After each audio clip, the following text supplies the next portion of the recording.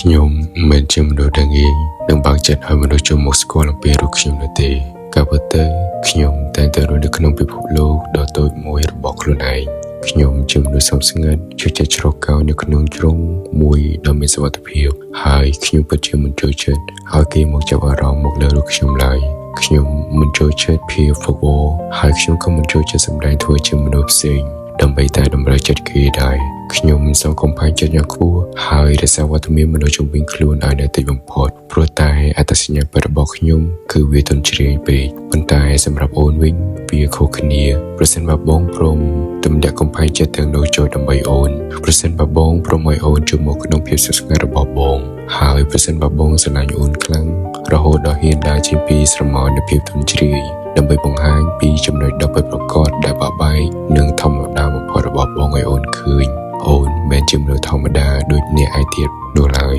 សម្រាប់រូបបងអូនពិតជាមនុស្សម្នាក់ដែលវិសេសវិសាលនិងមានតម្លៃបំផុតនៅក្នុងជីវិតមួយនេះពីព្រោះអូនគឺជាមនុស្សតែម្នាក់គត់ដែលបងហ៊ានពូកែសេចក្តីសុខនៅក្នុងចិត្តសម្រាប់រូបអូនឲ្យទៅអូន